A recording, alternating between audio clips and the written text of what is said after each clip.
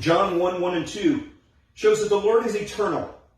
In the beginning was the Word, and the Word was with God, and the Word was God. The same was in the beginning with God. Now here we see three truths about time. First of all, there was a beginning of time.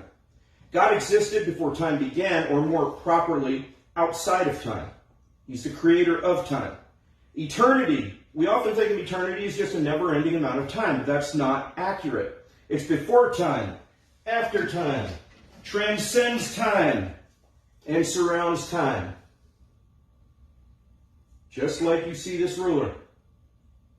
Okay? This ruler, in our illustration, represents time. Time is a created physical property. It varies with mass, acceleration, and gravity.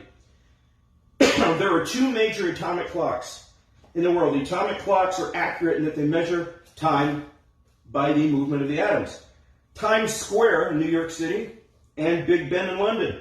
Now you would think that both of these atomic clocks would be in 100% lockstep with each other, but Big Ben has to be adjusted every year to match Times Square.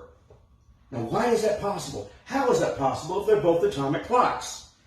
Because time is not linear. It does not go in a straight line. Time varies with mass, acceleration, and gravity. And in 1971, Joseph Haffel and Richard Keating flew around the world both ways with atomic clocks. So they took an atomic clock with them around the world eastward. They took a different atomic clock around with them westward, and they left an atomic clock at the U.S. Naval Observatory.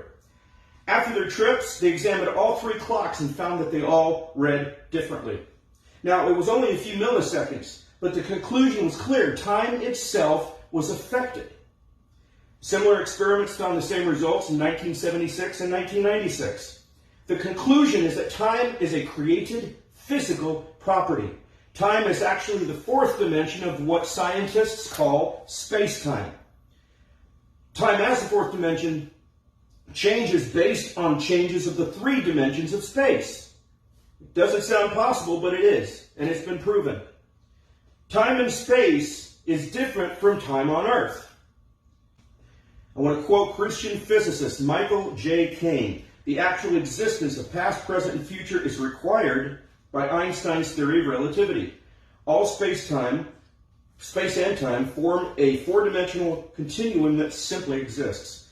The theory does not permit time to be treated as a dimension in which the future is open or incomplete.